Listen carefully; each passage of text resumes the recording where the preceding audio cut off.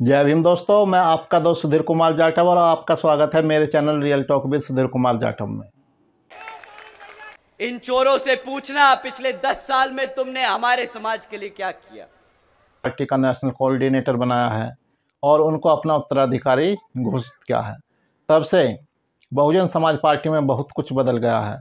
Bahujan Samaj party जो back foot पर नजर आती थी, अब फ्रंट फुट पर खेल रही है और बहुजन समाज पार्टी के राष्ट्रीय कोऑर्डिनेटर आकाश आनंद भारतीय जनता पार्टी को बुरी तरह से घेर रहे हैं और उनके सवालों का भारतीय जनता पार्टी के पास कोई जवाब नहीं है। कल आकाश आनंद की सीतापुर में रैली थी।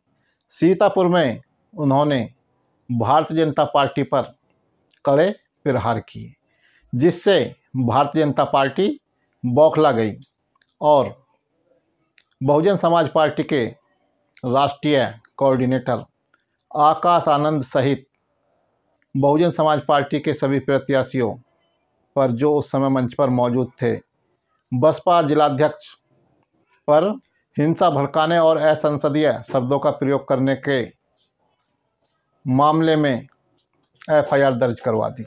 इससे भारतीय जनता पार्टी की बौखलाहट समझी जा सकती है और अंदाज़ा लगाया जा सकता है कि किस प्रकार बहुजन समाज पार्टी भारतीय जनता पार्टी को घेर रही है, किस प्रकार आकाश आनंद भारतीय जनता पार्टी के विरुद्ध आक्रामक हो रहे हैं।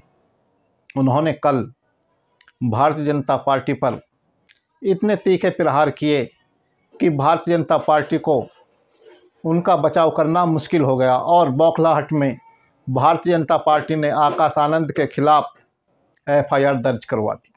आकाश आनंद ने सिर्फ भारतीय जनता पार्टी पर ही प्रहार नहीं किया, बल्कि उन लोगों पर भी प्रहार किया जो बहुजन समाज पार्टी के खिलाफ दुष्प्रचार करते हैं, बहुजन समाज पार्टी को तोड़ने के लिए काम करते हैं। बाबा साहब को अपना महान नेता मानकर, जय भीम के नारे लगाकर आप लोगों को कहते हैं कि भाई बहुजन समाज पार्टी अब पुराने जमाने की पार्टी है, तो ऐसे लोगों को अब मुंह तोड़ जवाब देने का समय आ गया है। साथियों, बहरूपियों को मुंह तोड़ जवाब देने का समय आ गया है। अब बर्दाश्त नहीं करेंगे कोई हमारी बहुजन समाज पार्टी का वोट काटकर इधर उधर विपक्षी पार्टियों को समर्थन देने की बात करे। अब समय आ गया है ऐसे लोगों को समाज में बीच में लाकर जूता मारकर उनको उनकी औकात दिखाने का। बहुजन समाज पार्टी के खिलाफ नए नए संगठन बनाते हैं और बहुजन समाज पार्टी के खिलाफ संगठन बनाकर बहुजन समाज पार्टी के मतदाताओं को गुमराह करने का काम करते हैं। बहुजन समाज पार्टी से भटकाने की कोशिश करे, बाबा साहब के नाम पर, मान्यवर साहब के नाम पर, बहन जी के नाम पर अगर बोले कि नहीं बहुजन समाज पार्टी अब हमारी पार्टी नहीं, हमें विपक्षी पार्टियों को वोट देना होगा, तो साथियों ऐसे लोगों को अब बख्शना नहीं। बहुत लंबे समय तक इन चमचों को हमने बर्दाश्त किया है, बहुत लंबे समय तक इन चमचों को हमने अपने बीच में रहने दिया है, पर अब बहुजन समाज एकजुट होकर इनको समाज से खदेड़ने का काम करेगा। आप लोग इनको खदेड़कर खत्म करने का काम करेंगे। उनके खिलाफ आकाश आनंद ने बहुत तीखा प्रहार किया और कहा बहुजन समाज पार्टी को तोड़ने वाले लोगों को उनकी औकात दिखाने का समय आ गया है, उनको लाठी जूते मारने का समय आ गया है। पिछले 10 साल से केंद्र की सरकार में कौन सी पार्टी सत्ता में रही? कौन सी पार्टी सत्ता में रही? चोरों की पार्टी सत्ता में रही, भाजपा नहीं, चोरों की पार्टी सत्ता में रही है। उन्होंने चमचों पर भी प्रहार किया और कहा कि चमचों को अब बर्दाश्त नहीं किया जाएगा और उनको खदेड़ने का काम किया जाएगा।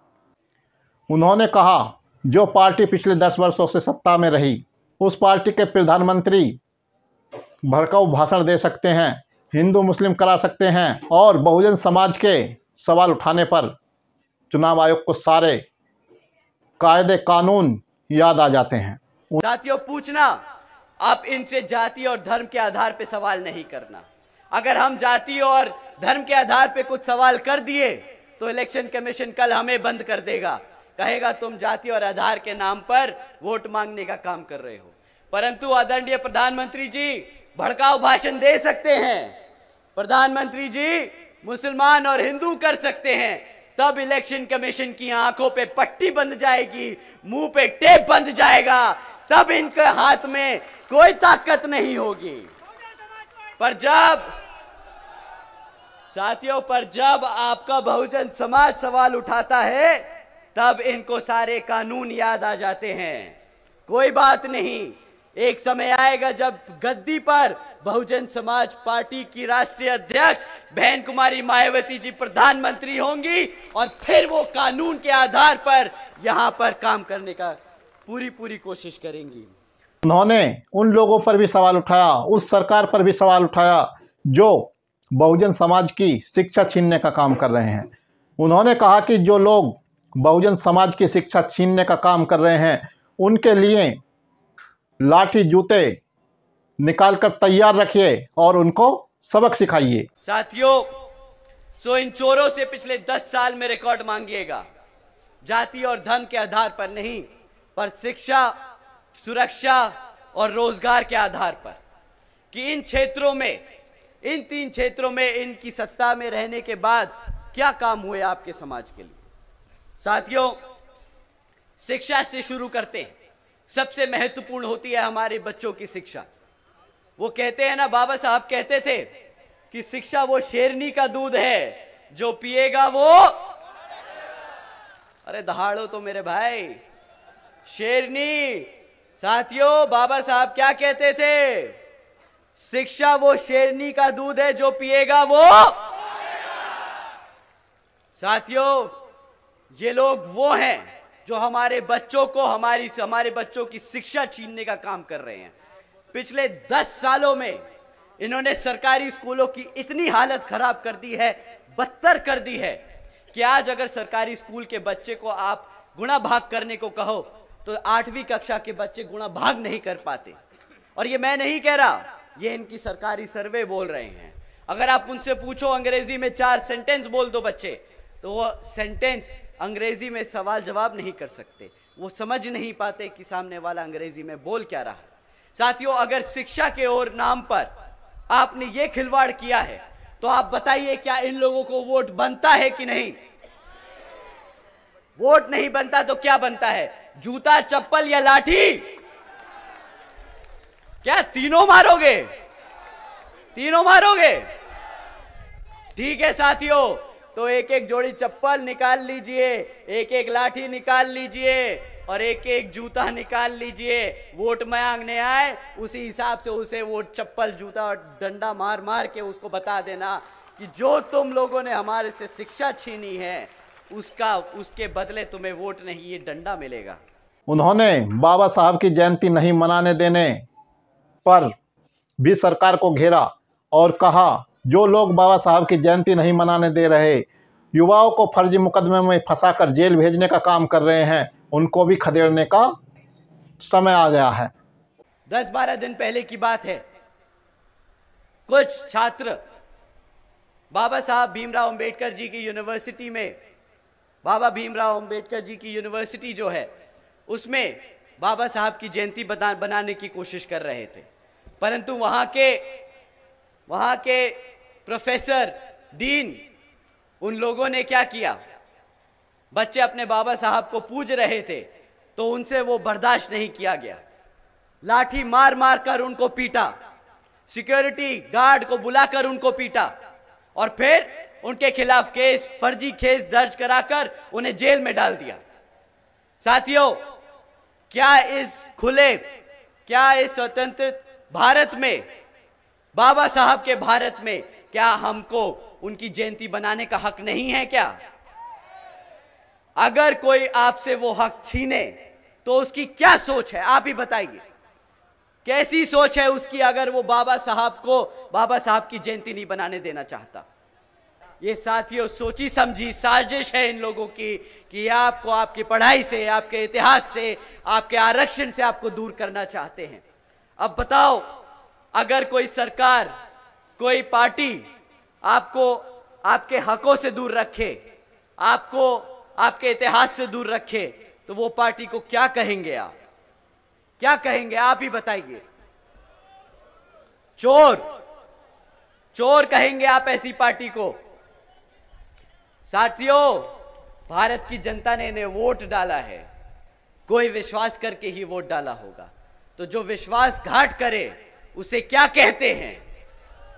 गद्दार कहते हैं, गद्दार। ये पार्टी गद्दार है, ये आपकी गुनहगार है। साथियों, इनका समय पूरा हो गया है।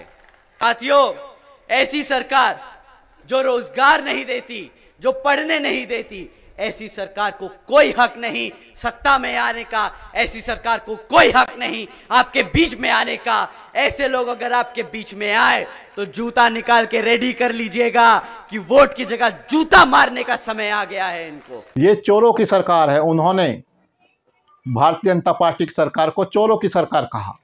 उन्होंने रोजगार पर भी सवाल उठाया। उन्होंने कहा कि जो सरकार रोजगार नहीं दे सकती, ऐसी सरकार को सत्ता में बने रहने का कोई अधिकार नहीं है। ऐसी सरकार को खदेड़ने का समय आ गया है। उन्होंने एनसीआरबी के आंकड़ों का भी जिक्र किया और कहा कि महिलाओं, बेटियों पर अत्याचार के मामले में यह सरकार नंबर 1 बन चुकी है।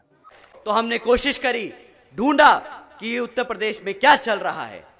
घर उजाड़ना तो एक कहानी थी, दूसरी ओर क्या चल रहा है हमने वो भी पढ़ने की और समझने की कोशिश करी। तो साथियों, पाया कि यूपी आज पूरे देश में नंबर 1 बन चुका है। उद्योग में नहीं, अपनी बहन बेटियों पे अत्याचार करने के लिए देश में नंबर 1 बन चुका है। लालच है ऐसी सरकार को जो अपनी बहन बेटियों को सुरक्षा नहीं दे पाती। हमारे आदरणीय प्रधानमंत्री जी ने कहा कि आंखें खोल बेटा, आंखें खोल और देख यूपी में क्या प्रगति हो रही है। तो हमने फिर देखा कि भाई कुछ रह गया हो, तो पता चला नेशनल क्राइम ब्यूरो का डेटा कहता है कि उत्तर प्रदेश में 16,500 से ज्यादा किडनैपिंग के केस दर्ज किए गए। अब आप ही बताइए, जहां पे बच्चे बहन बेटियां सुरक्षित नहीं हैं, हमारे छोटे छोटे बच्चे भूखे रह रहे हैं, जहां पे किडनैपिंग बढ़ती जा रही है, तो ये बुलडोजर की सरकार तो नहीं है साथियों। मैं मानता हूं कि ये बुलडोजर की सरकार नहीं है साथियों। जो ये सरकार है, जो ये बुलडोजर की सरकार नहीं, ये गद्दारों की सरकार है, गद्दारों की सरकार है साथियों। उन्होंने कहा अपने युवाओं को, अपने बच्चों को भूखा रखने वाली सरकार, उनकी शिक्षा छीनने वाली सरकार, आतंकवादियों की सरकार है। ऐसी सरकार तालिबान में चलती है, ऐसी सरकार अफगानिस्तान में चलती है, ऐसी सरकार तालिबान चलाता है। जो सरकार अपने युवाओं को, जो अपने बच्चों को भूखा रखे, जो सरकार अपनी बहन बेटियों को, जो बहन बेटियों पे अत्याचार होने दे, जो अपने युवा साथियों को, युवाओं बच्चों को बेरोजगार रखे, जो अपने बड़े बुजुर्गों को फ्री राशन के नाम पर यहां की जनता को गुलाम बनाकर रखे, ऐसी सरकार को आप जानते हैं क्या कहना चाहिए?